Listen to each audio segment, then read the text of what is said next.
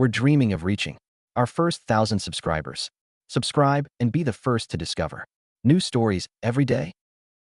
I woke up to the usual hum of the coffee maker, the faint clink of dishes in the kitchen, and the weight of routine settling into my bones. My neck was stiff from another night on the couch, third time this week. I stretched, feeling the dull ache in my shoulders, and shuffled toward the kitchen. Anna was there, leaning against the counter, scrolling through her phone.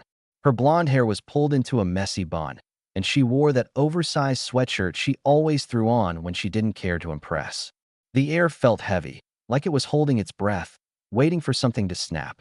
I leaned in to kiss her cheek, same as every morning before I headed to work. Just a quick habit, nothing deep. But she flinched, pulling back just enough to make it clear it wasn't an accident. Her eyes stayed glued to her phone, but her voice came out flat, almost bored. You ever think maybe I just don't want to be kissed? My hand froze on the counter, fingers curling slightly as a pulse of heat shot through my chest. My jaw tightened, and I straightened up, staring at her. She didn't even glance up, just kept scrolling like she hadn't just dropped a grenade. I let out a slow breath, keeping my voice steady but sharp. If you don't want to be kissed, Anna, just say it. But don't expect me to keep playing the part, paying the mortgage, fixing your messes, sitting through your family dinners like some perfect husband. You want out of this? Fine. But it cuts both ways. Her head snapped up, eyes narrowing, her fingers twitching around her phone. She slammed the cabinet door shut, the bang echoing in the quiet kitchen. You're overreacting, she muttered, her tone dripping with dismissal, a nervous edge creeping into her voice. Always so dramatic. She grabbed her phone and stormed out to the balcony, leaving me standing there, the air still crackling. I didn't follow her. My pulse was racing, my jaw clenched so hard my teeth ached, but I forced myself to stay calm, pouring coffee into my mug with deliberate slowness. Inside, my mind was already turning. This wasn't just about a kiss. It was the way she said it. Cold, like she was testing me, daring me to push back. I wasn't going to beg for her affection or chase her approval. If she wanted to play games, I'd play smarter. 2 days later, we were at her sister's place for dinner. The house was packed. Her sister, her husband, a couple of their friends, and some guy from Anna's work who kept hovering too close to her. The dining room smelled of roasted chicken and lemon, and the table was cluttered with mismatched plates and half-empty glasses of soda. Anna was in her element, laughing too loudly, tossing her hair, playing the charming wife. I sat across from her, sipping my drink, watching her work the room, my fingers tapping lightly against the glass. As I walked in with a bottle of sparkling water to add to the spread, Anna caught my eye and smiled, but it wasn't for me. It was for them. This is my husband, she said, her voice syrupy, her fingers brushing her hair back. He's so serious. A few chuckles rippled around the table, and her co-worker smirked, like he was in on some joke. I set the bottle down, my fingers tightening briefly around the neck, my chest tightening with a slow burn. I leaned back in my chair, my voice calm, but with an edge that cut through the chatter. Yeah, serious enough to wonder if I'm even married sometimes. Kissing's off the table, apparently. Not sure what else is outside the contract. The room went dead silent. Anna's smile froze, her eyes darting to me, then away, her fingers fidgeting with her napkin. Her sister coughed awkwardly, and the co-worker shifted in his seat, suddenly fascinated by his plate. Anna's cheeks flushed, but she forced a laugh, high and brittle, her voice trembling slightly. Oh, come on, don't be like that, she said, trying to brush it off. It was a joke. Was it? I said, raising an eyebrow, my tone light but pointed. Because I'm pretty sure you meant it. I took a slow sip of my drink, letting the silence stretch, my gaze steady on her. Her sister changed the subject, but Anna barely spoke for the rest of the night, her fingers twisting her napkin into knots. In the car on the way home, she stared out the window, her arms crossed, her breathing uneven. My hands gripped the steering wheel, the leather creaking under my fingers, the tension in my shoulders spreading like a slow fire. You didn't have to say that in front of everyone, she finally said, her voice low, accusing, with a slight quiver. I kept my eyes on the road, my voice even but cold. You didn't have to call me out like I'm your personal punching bag. If you've got a problem, say it to my face. Don't dress it up for an audience. She huffed, turning away, her fingers digging into her arms. You're blowing this out of proportion. Am I? I shot back, glancing at her, my jaw tight. Because it feels like you're testing me, Anna. And I'm not here to fail your little quizzes. She didn't respond, just stared out into the dark, her breath catching slightly. My heart was pounding, but I kept my face neutral. This wasn't about one dinner or one comment. It was a pattern, her pulling away, throwing jabs, expecting me to just take it. I wasn't going to. A few days later, Anna's mother, Linda, showed up unannounced. I was in the living room, sorting through work emails on my laptop when the doorbell rang. Anna let her in, and I could hear the hushed urgency in their voices from the kitchen. Linda walked in, her face pinched with concern, her purse clutched tightly. "Can we talk?" she said, her tone overly gentle, like she was handling a fragile child. I closed my laptop, leaning back on the couch, my arms crossed. "Sure, Linda. What's on your mind?" My voice was calm, but my shoulders were tense, my jaw already tightening.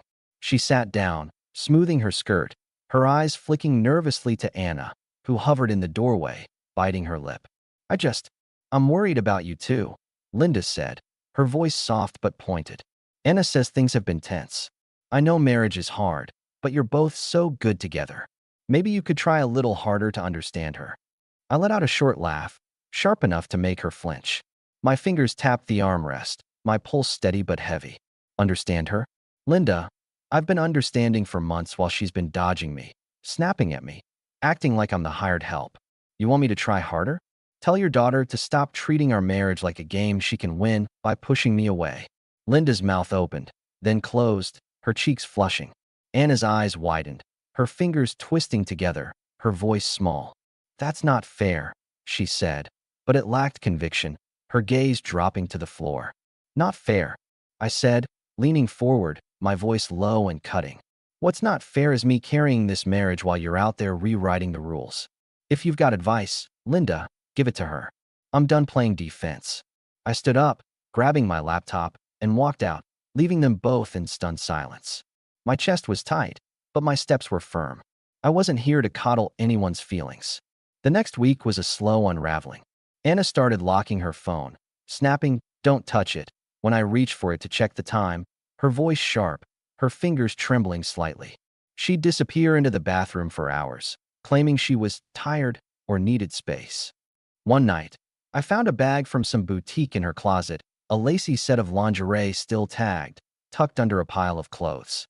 My stomach twisted, not out of jealousy, but from the sheer audacity of it. I held it up when she walked in, my voice calm but razor sharp, my jaw clenched tight. "This for me, or someone else?" Her eyes widened, then narrowed, her lips pursing, a nervous laugh escaping her. "It's just something I bought," she said, her tone defensive, dodging the question. "Why are you going through my stuff?" "I wasn't," I said, tossing the bag onto the bed, my pulse pounding in my ears. "It was right there. But you're acting like I caught you stealing. So what's the deal? You planning a show for someone? Because I'm not signing up for the audience." She rolled her eyes, snatching the bag, her hands shaking slightly. "You're paranoid," she said, her voice sharp, but I caught the flicker of panic in her eyes, the way her breath hitched. "It's not a big deal." "Then why lie about it?" I said, stepping closer, my voice low and steady, my fists clenching at my sides. "If it's nothing, just say where you got it. Easy. Or is it easier to keep playing me for a fool?" She froze, her mouth opening, then closing, her fingers digging into the bag. "I don't have to explain myself to you," she finally snapped, turning away, her shoulders stiff. I let out a short, bitter laugh, shaking my head. "You know what, Anna? If someone else is kissing you, that's your call. But don't expect me to stick around and cry about it. You want to play games? Play them with him." I turned and walked out, my heart pounding, my breathing uneven, but my steps deliberate. She wasn't just pulling away, she was rewriting the rules, expecting me to follow blindly. I wasn't going to.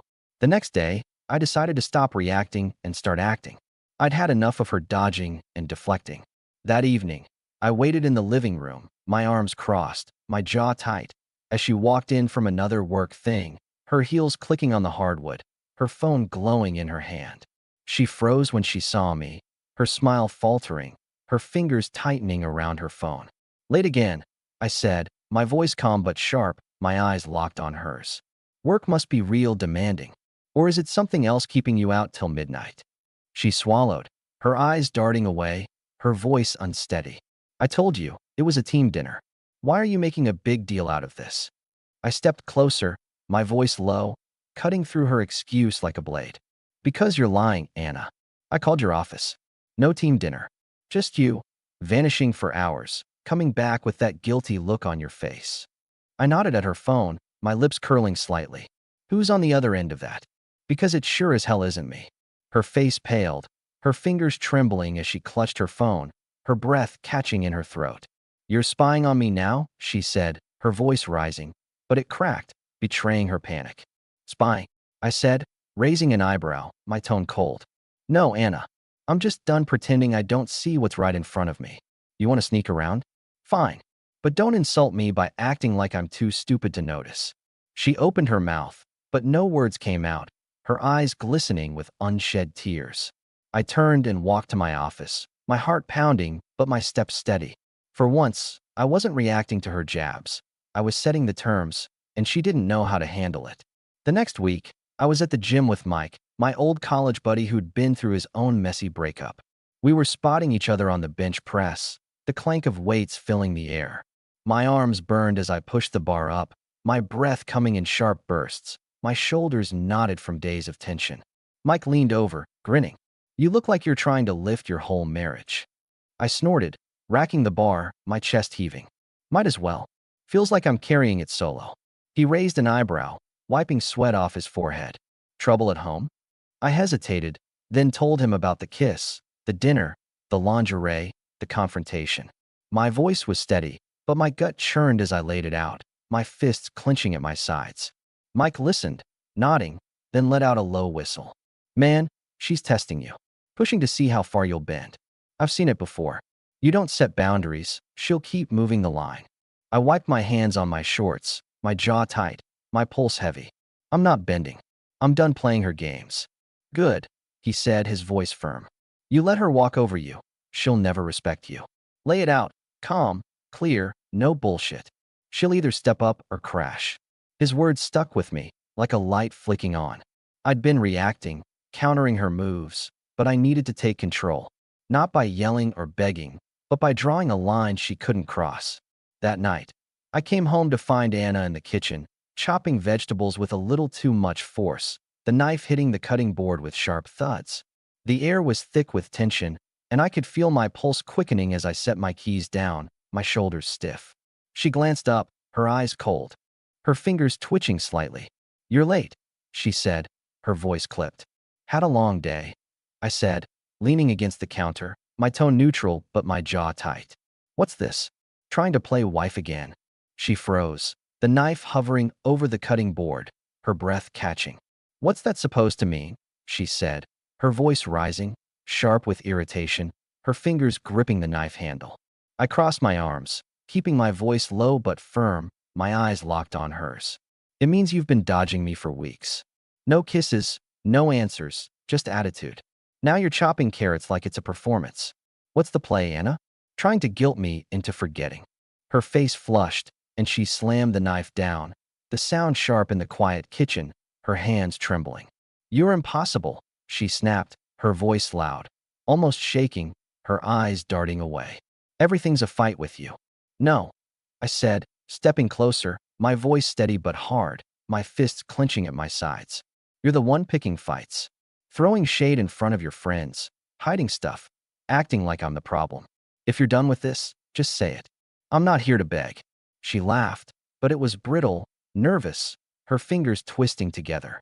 You think you're so perfect, don't you? Always in control, always right. I raised an eyebrow, my lips curling slightly, my voice cold. Not perfect, just not stupid. You want to test me? Fine. But every time you push, I'm pushing back harder. Keep it up, and you'll be cooking for one. Her eyes widened, and for a second, I saw something flicker. Fear, maybe, or realization. But she turned away, muttering, whatever, and went back to chopping, her movements jerky, her breath uneven. My chest was tight, but I didn't move. I wasn't going to chase her or soften the blow. She needed to feel the weight of her own choices. A few nights later, Anna made a show of trying to fix things. I came home to find the dining table set with candles, a bottle of wine, and some elaborate pasta dish she'd clearly spent hours on. She was wearing a dress she hadn't touched in years, her hair down, her smile forced and brittle. "I thought we could have a nice night," she said, her voice overly bright, her fingers fidgeting with her wine glass. I stood in the doorway, my arms crossed, my jaw tight, my pulse steady but heavy. "What's this, Anna? Another performance?" I said, my voice calm but sharp, cutting through her act. Her smile faltered, her eyes flickering with panic, her fingers tightening around the glass. "I'm trying, okay," she said, her voice rising, a slight tremor in it. "I'm trying to make things better." I stepped closer, my eyes locked on hers, my voice low and cold. "You're not trying to make things better. You're trying to save face. You didn't want to be my wife when it mattered, when you were dodging me, lying to me, pushing me away.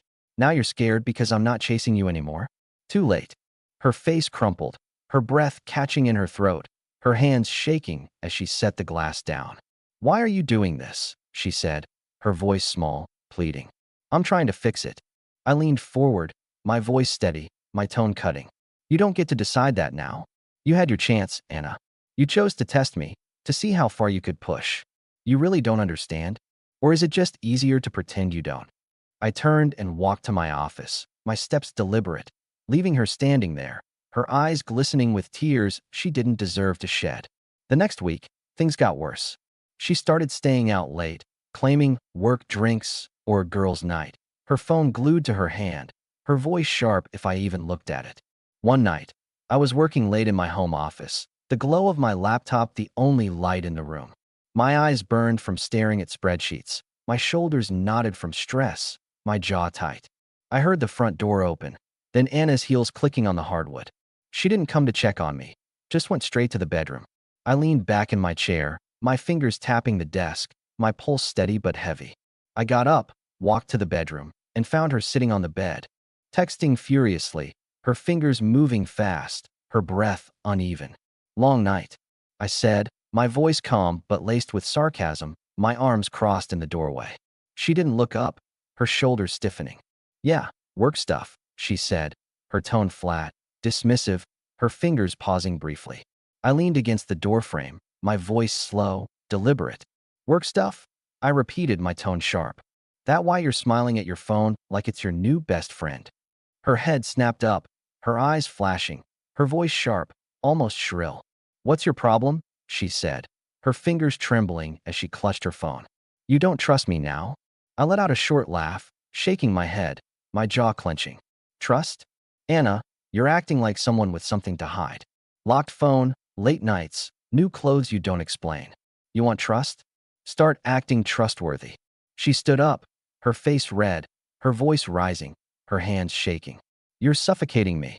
I can't even breathe without you analyzing everything." I stepped closer, my voice low, cutting, my fists clenched at my sides. "Suffocating? I'm not the one sneaking around, dodging questions. You want space? Take all you want.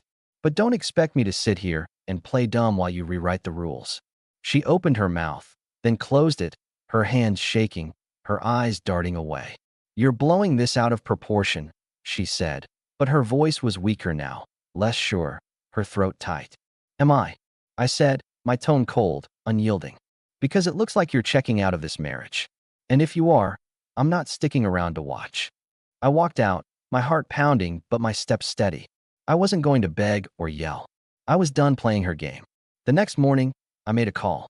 My hands were steady as I dialed the lawyer, my voice calm as I laid out what I needed. I didn't want a scene, didn't want to drag this out. I withdrew half our savings, moved my important documents to a safe deposit box, and started the paperwork. My chest felt tight, but my mind was clear. This wasn't about revenge, it was about self-respect. I wasn't going to let her keep pushing until I broke. I kept living at home, keeping my routine. I'd come back from work, eat whatever was on the counter, and go to my office to work. Anna didn't notice the shift. She was too busy laughing into her phone, binge-watching shows, acting like everything was fine. I didn't say a word.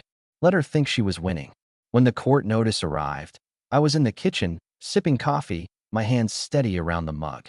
Anna opened the envelope, her hands shaking as she read it, her breath catching in her throat. The mug slipped from her fingers, hitting the counter with a dull thud. She looked at me, her eyes wide, her voice trembling. "What is this?" she said, holding up the papers, her fingers twitching. I set my mug down, my voice calm, almost bored. "You know what it is." She stepped closer, her voice rising, desperate, her eyes glistening. "This is crazy. We're just going through a rough patch. We can fix this." I leaned back, crossing my arms, my eyes locked on hers, my jaw tight. "A rough patch? Anna, you've been checking out for months. No kisses, no answers, just games. You killed this marriage, not with one thing, but with every time you chose to push me away. And now you're scared because I'm not chasing you anymore? You don't get to rewrite the ending." Her face crumpled, and she sat down, her hands twisting together, her voice small, almost childlike. "I didn't mean it," she said, her throat tight. "I was just stressed. We can work on it." I shook my head, my voice steady, cold. "You don't get to decide that now. You had your chance. You chose to test me, to see how far you could push. You really don't understand? Or is it just easier to pretend you don't?" I turned and walked out, my steps deliberate, leaving her sitting there, her shoulders shaking with silent sobs.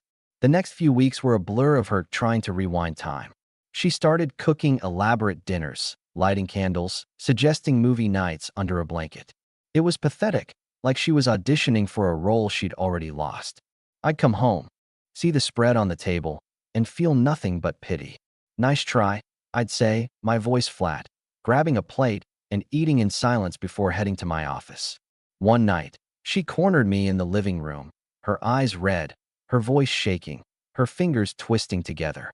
"Why are you doing this?" she said, her tone pleading, her breath uneven. "I'm trying, okay? I'm trying to make it right." I looked at her, my jaw tight, my voice low and hard. "You're not trying to make it right. You're trying to save face. You didn't want to be my wife when it mattered. Now you just don't want to be the one who got left." "Too late, Anna." Her face froze, and she turned away, her shoulders shaking, her breath catching in her throat. I walked past her, my steps deliberate, my heart steady. I wasn't angry anymore. I was done. The divorce went through quickly. We sold the house, split everything down the middle. I signed the papers, shook the lawyer's hand, and walked out without looking back. My hands were steady, my breathing even. I'd said everything I needed to say. A year later, I was in a new apartment, everything mine, no compromises. The place was small but clean, with a view of the city I'd never noticed when I was too busy fighting her battles. I'd started running again, hitting the gym with Mike, focusing on my work. Life was quiet, simple, and mine. One day, I ran into Anna at a coffee shop. She was sitting alone, her hair shorter, her face tired, her fingers fidgeting with her cup. She looked up, her eyes widening, and stood up, her voice soft, hesitant. "Hey, you look good." I nodded, my voice neutral, my arms crossed. "Thanks." She fidgeted with her cup, her voice trembling, her eyes glistening. "I messed up, okay? I didn't realize what I had. I'm sorry." I looked at her, my face calm, my voice steady, my jaw tight. "You didn't mess up, Anna. You chose. And I chose too. I'm not here to fix your regrets. You don't miss me. You miss being able to control me." I turned and walked out, the bell above the door chiming softly behind me. My steps were light, my chest open. I didn't need her approval, her apologies, or her games. I had myself, and that was enough.